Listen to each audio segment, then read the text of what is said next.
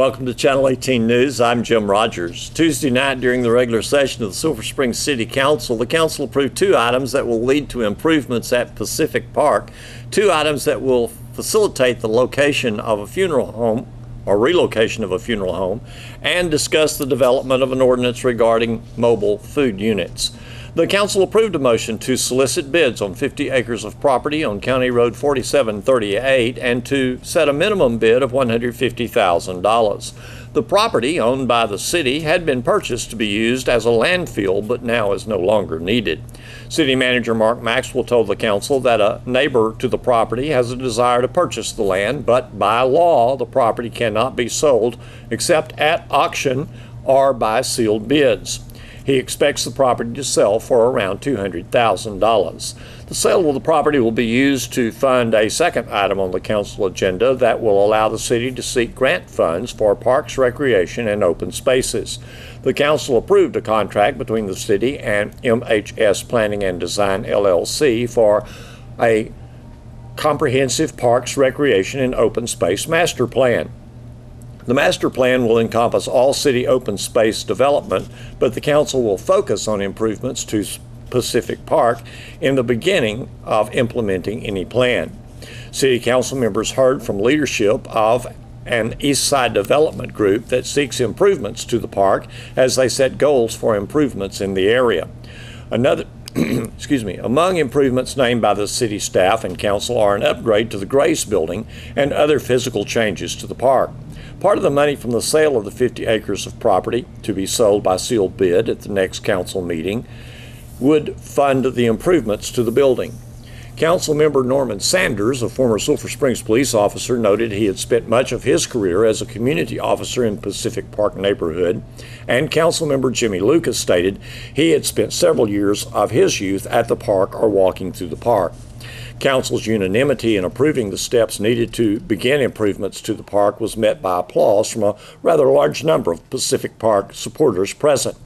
Just over 10 acres of property on Wildcat Way will now be known as Jeff Sue Arwaski Edition, and the property will be rezoned from heavy commercial to light commercial. The property at 848 Wildcat Way is located on the north side of Wildcat Way and west of Vaughn Drive. The property will be the location for a funeral home. Council members and city staff are working together to develop an ordinance that will govern mobile food units. Staff presented a 3-page summary of an ordinance under construction. Questions regarding permit display and inspection of trucks have been answered. Mobile food units must meet the same requirements as restaurants regarding qualifications of food handlers and the inspection of kitchen areas. Council members stated they wanted to ensure the safety of patrons while not over-regulating the mobile units. Parking of the mobile units was a concern. One mobile food unit that will remain mobile is the ice cream truck. The ordinance will be on a council session, a special session agenda, October 16th. City Manager Mark Maxwell told council members Tuesday night that the Cantex Force Main project is completed. The Capital Construction Division connected the final segment of the sewer main to the Cantex lift station and began pumping through the new force main Monday night. The sewer main did pass through the middle of the hospital complex. Now it is routed around the complex. 1/3 of the city's sewage passes through that line. Now that the Cantex project is completed, they turn their attention to the Crosstown Trail project. The city is waiting for delivery of flashing lights for Main Street crossing. Those were expected to be delivered today. When finished, this grant-funded project will connect Buford Park to Coleman Park and to the high school civic center complex. It will also replace sidewalk on the north side of Conley Street. Sunset Street will open bids for materials for the project October 4th. The lowest bidders will be presented to council on November 6th. The project was delayed 30 days to give bidders more time to review and comply with the extensive certifications mandated by the grant.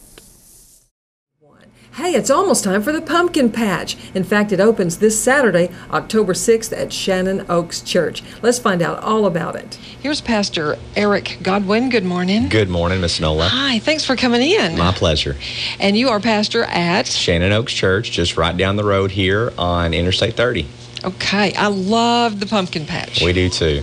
And it is bigger and better. That's right. it's our second year to do the pumpkin patch, and we've just had a great time providing this opportunity for our community.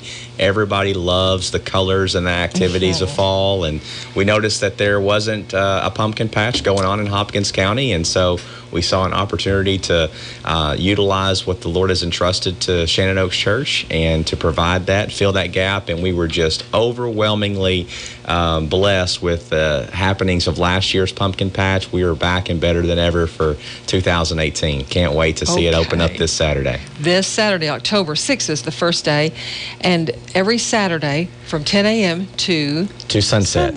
That's correct. That's beautiful. You know, the days start to get a little shorter during the month of October this time of year, and so to set a time on the back end of closing time is a little bit a moving target, and so we said, let's just keep it sunset. That way everybody can be flexible with the daylight hours. I love what you're doing out there. You have brought someone with you this morning. Very special guest this morning.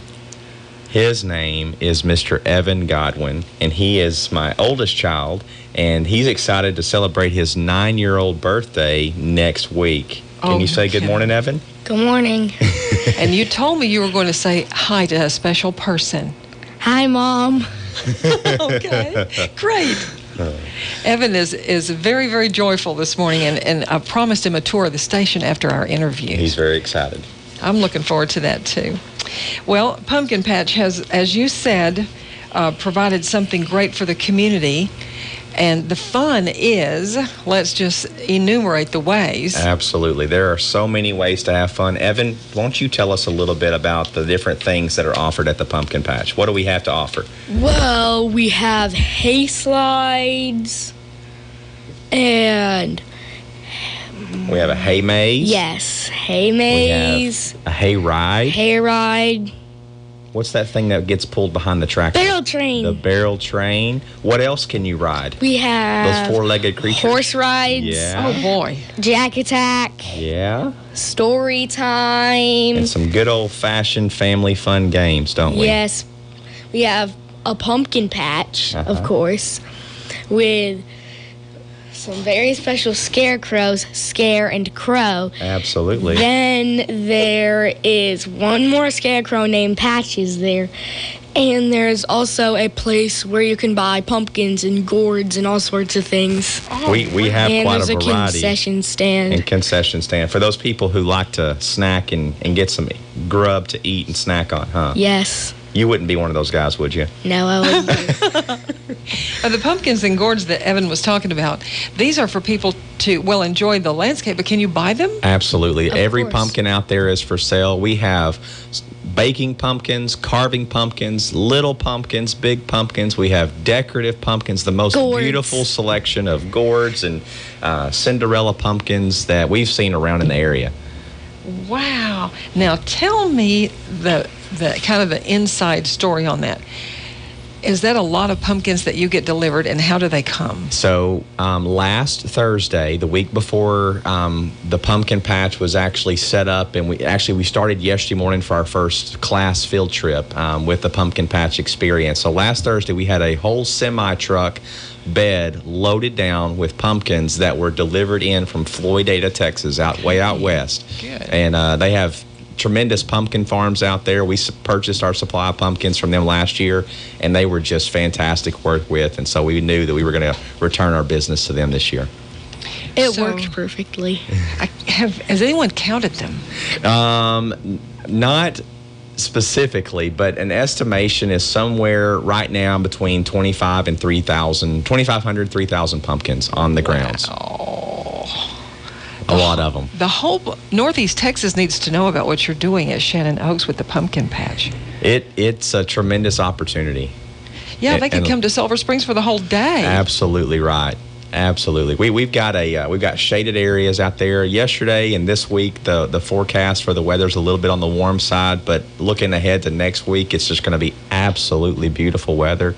But we have some shaded area, picnic tables to really entertain the family for hours on end out there. Well, we talked about cost, I think, before we went on the air. How much does it cost to go to the pumpkin patch? It is only $5 per person, Enola. That's ages 2 and up. And so it's just incredibly affordable, family fun, tremendously family-friendly environment. We would love to see you guys come out and have fun. I have a feeling it would take a little bit of time to do everything. Yes, it does. And to redo some things that are really fun. Right, Evan? Yes. Evan, I'm just going to ask you your favorite game or activity at Pumpkin Patch. I would say the horse rides. He You and me would loves be the horse same rides. That way. Yes. A lot of the kids really tend to favor the hay slide, which is a unique contraption in and of itself. But we've taken some very architecturally savvy hay farmers in the area, and we have constructed some slides with the hay bales and some culvert piping, and secured that so that it's very safe and dependable for all the kids and all the parents that choose to engage in that activity. We have a hay maze that is a lot of fun for the kids to try and figure out their way from one end to the other. And then probably the next most favorite activity on the grounds is the hamster wheel, the human hamster wheel. What? And they can actually have some races between three different wheels of teams that can get in there and traverse the track that's been set before those. You just got to see that. It's so fun. So You're fun. intriguing me to come out and do it. I Yes. was there on the grounds of Shannon Oaks this past Saturday at the Walk Like Mad event. Absolutely. And I saw the pumpkin patch in its pristine form before anyone had ever enjoyed it. That's right. And this hay slide you're talking about is kind of a centerpiece. That's right. You And- can't miss it when you come by the property. You can't miss it. It looks like it has 4 different slides coming down. There are at least 4 different slides. There's one tunnel that goes from one tower of hay bales to the other, and the kids just absolutely love it. And it's beautiful to look at. Absolutely. I mean, it especially looks this like time of year. Yeah, you've had some kind of a hay, a pumpkin patch designer come out or something. Just the people in the church who have been gifted in those ways have taken tremendous ownership of those opportunities. Well, I want to say this too, and I talked at length with David McCaig the other evening, and the barrel train was just getting finished so that you could open this Saturday with it. Yes, we are so excited about our barrel train offering this year. It's been completely redesigned. It's actually a dual car barrel train. And I think as of right now, it seats about 12 to 14 people each time. And one of our local sponsors has donated a tractor for us, a small tractor for us to pull the barrel train with on the grounds. And it's really awesome. The barrel train actually, part of its route traverses underneath the tunnel of the hay slide. And so there's some weaving in and out of the activities there on the grounds of the SOC Pumpkin Patch. Oh, I just got to see that myself. Yes. So the reason for the pumpkin patch is a fundraiser, and that's how it started last year. Absolutely. Last year, we saw all of the proceeds from the SOC Pumpkin Patch go directly towards the financial debt retirement of the ministry of Shannon Oaks Church. And last February, that note was expired entirely in its full. And so this year, knowing that our goal is slightly different, we're anticipating the growth of the future. And so we're going to devote some of the proceeds from this year's pumpkin patch to the grounds and facility development of Shannon Oaks Church right there on Interstate 30, but also using those to engage global church partnerships as God leads us to partner with missionaries around the world. Amazing concepts going on at your church. We're blessed.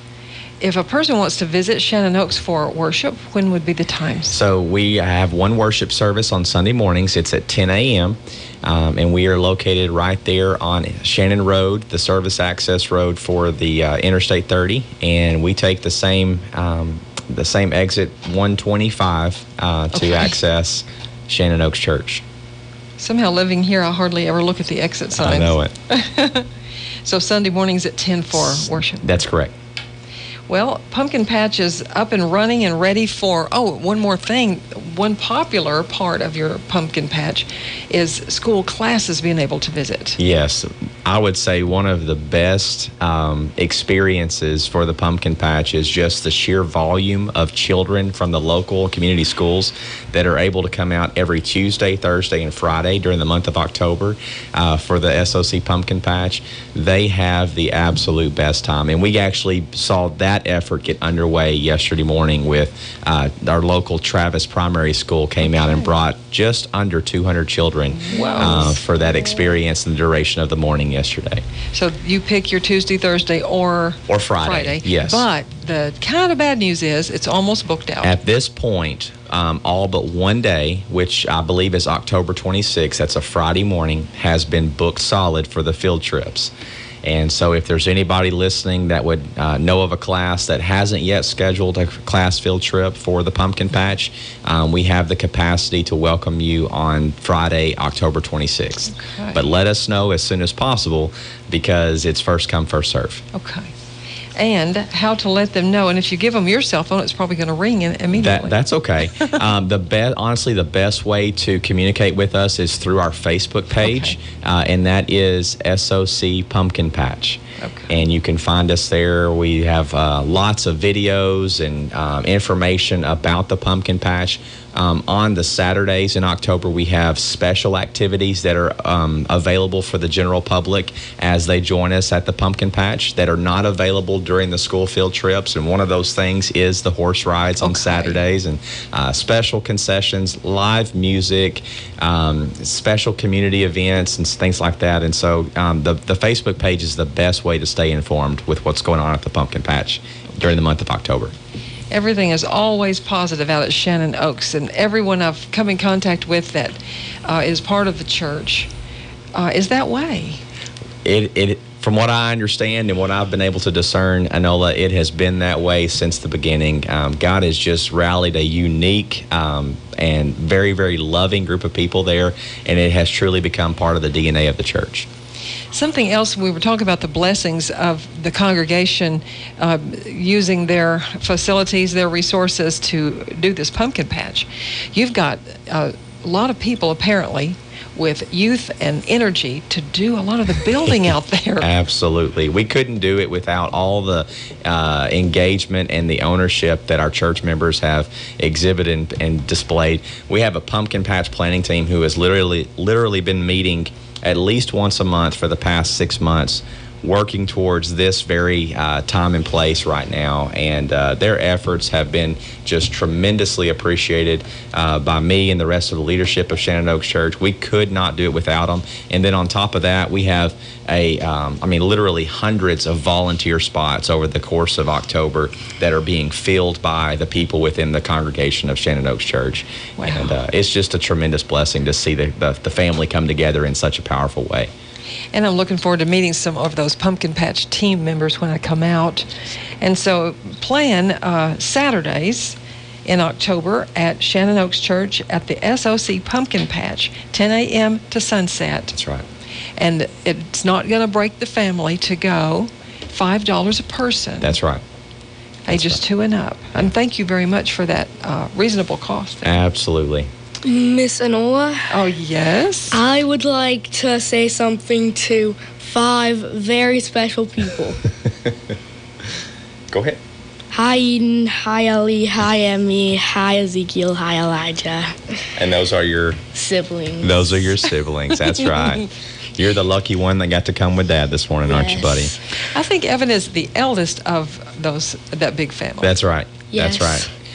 Enola, one more group of people that I would like to thank. We have this year partnered with sponsors in our local community, and without their support and really partnership, we wouldn't be able to do what we've done this year. And so I want to give a special thank you to Endless T-Shirts here in Sulphur Springs, Lowe's of Sulphur Springs, Galleon Insurance Agency, Dr. Sarah Fong's Dental, they're on Broadway Vet Hospital, and Dr. Phil Jackson's Dental here in Sulphur Springs. Those guys and many more have just enabled us to put on the SOC Pumpkin Patch that we're able to offer this year. Thank you both very much, and we'll see you at the Pumpkin Patch. Can't wait to see you there. Here's Don Julian with sports. Wildcats football coach Greg Owens had his weekly media gathering on Wednesday morning. Coach Owens talked about the bye week, the Forney Jackrabbits, the Wildcats' district opponent, Friday night at the Prim, and the Wildcats. Took off Friday and Monday like we normally do, just use those as film days of our last ball game and then our back game coming up with Forney. So we use those, and in the middle of it, Tuesday, Wednesday, Thursday, we kind of got after it a little bit. It was more defined by we stopped at 5:30 every day, but we tried to create some competitive situations in a competitive environment without getting each other beat up or banged up, and I think that went pretty well with us. And especially on Thursday, we had a really good time at scrimmaging each other, and everybody stayed healthy there. Coordinator said they were ready to play Tuesday. They said the players were too. They said they've had enough. Yeah, I mean we've had enough of that. We want to play, and it's like it's almost like our first ball game again. You're sitting here, you're really anxious about going, and you've had the scrimmage, and you say, okay, let's play somebody. So yeah, they were. Everybody's ready to go. We're kind of tired of seeing each other again, and we're ready to get after another opponent. Sounds like, as far as Forney's concerned, another one of these kind of a smash mouth, kind of just straightforward offense.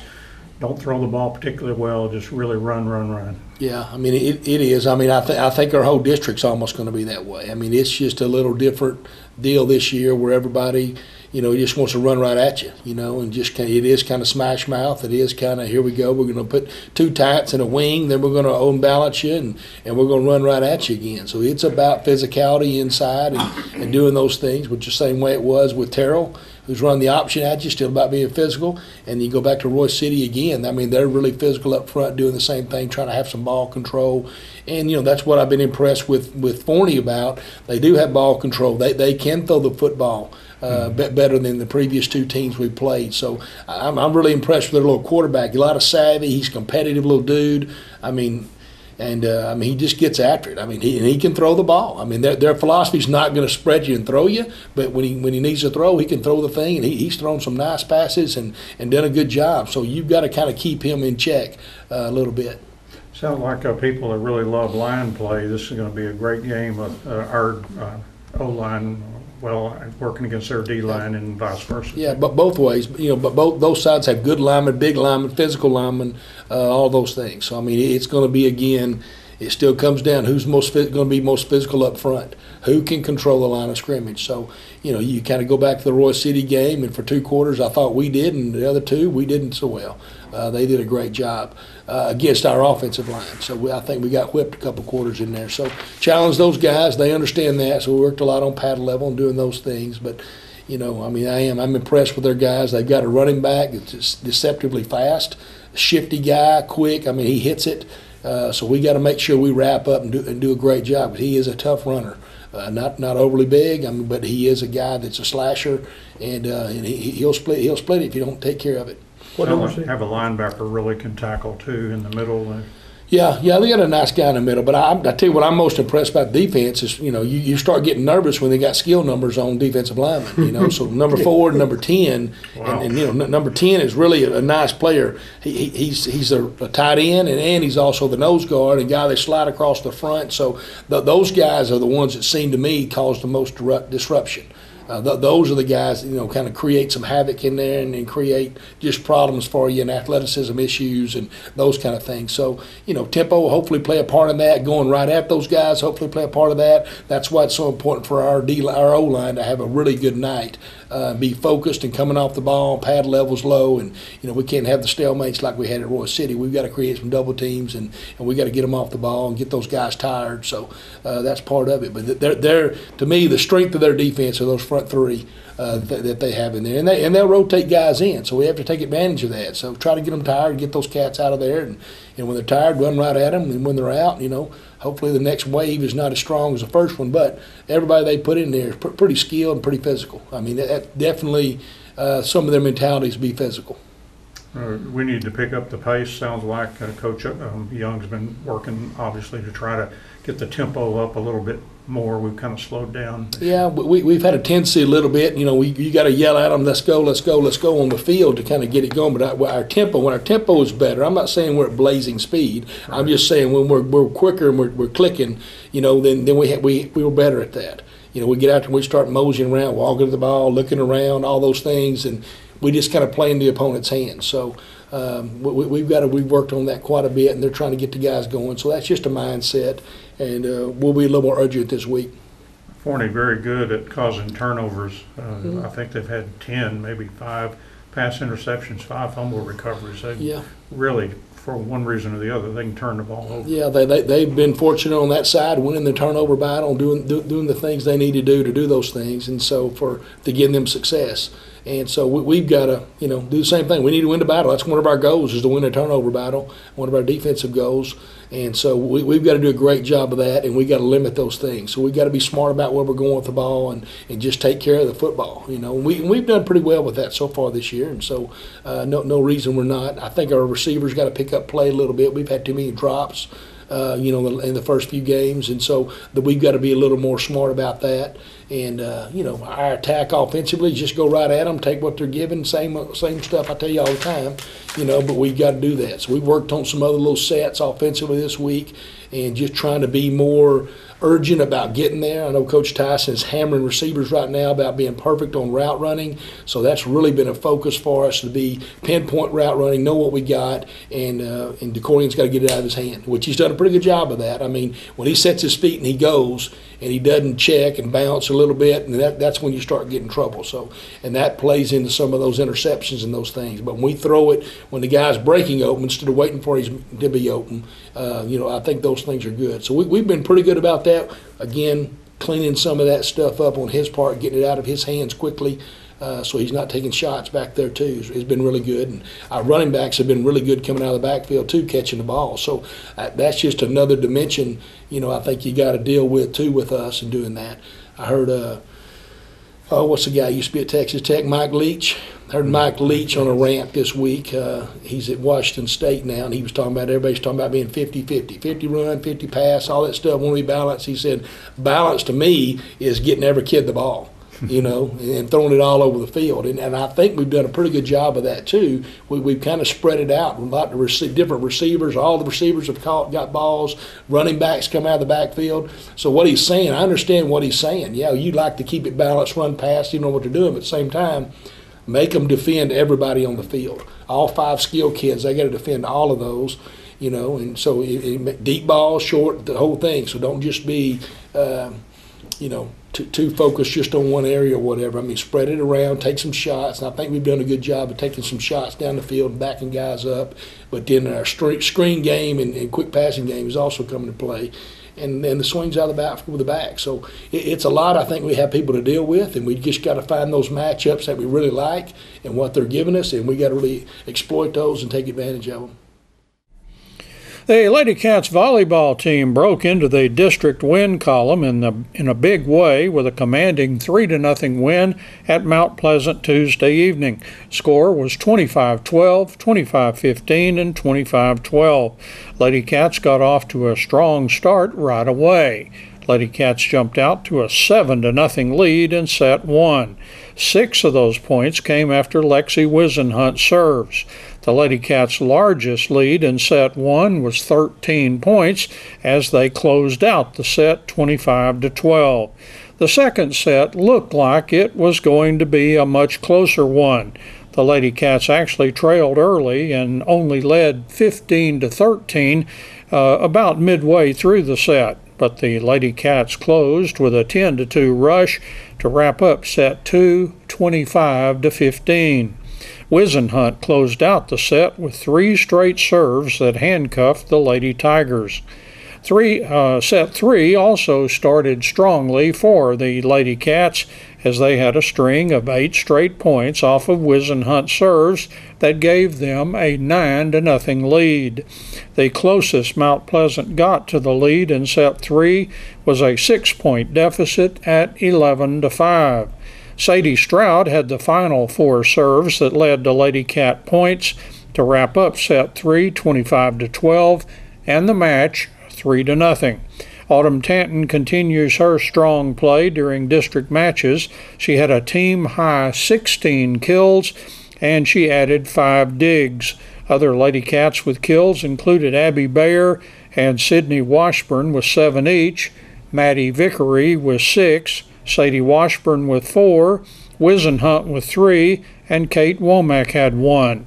Wisenhunt had a team-high 23 assists, and Aubrey Oliver added 13. Stroud led the Lady Cats with 18 digs. The Lady Cats improved to 1-3 in district play and 25-10 for the season. Next, the Lady Cats play host to Texas High in Wildcat Gym Friday at 5 p.m.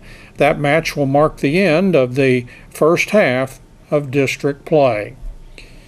Wildcats tennis coach Tony Martinez thought that he might know more about the by-district playoff picture Wednesday morning after some big matches on Tuesday.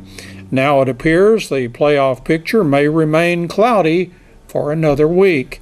I talked with Coach Martinez on Wednesday morning. We wait another week. I thought we were going to be knowing everything this morning, but due to some wins and losses here and there and then some date issues, Hallsville last night defeated White House 10-9. So now White House is in tie with Jacksonville, so they'll have to play that match, and they're scheduled to play next Tuesday. So we will play probably the winner of that match on Tuesday, or we'll know Tuesday.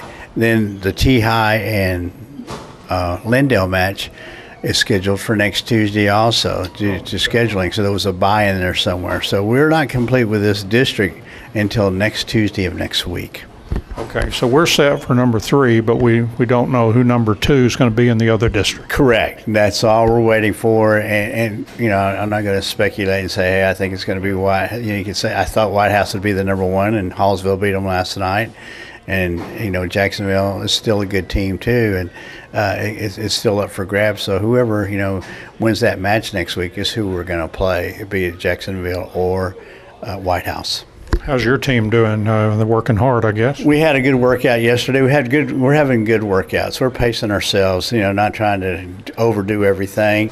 You know, we're working on something particular each day, where they're working on serves and returns one day, ground strokes the next day, volleys and overheads another day. So we're working, you know, just specific on different deals on a daily basis. We're not trying to cram everything into one practice. We have probably the next 2 weeks still to go. So, you know, we're just pacing ourselves and getting everything done and not trying to burn ourselves out. You know, excitement, we're ready to play the playoffs, but we're going to take it just one day at a time in practice. It was very early in the season, but we've already played a lot of the teams from the other district. They were very tough on us, but again, your team was quite different early in the season.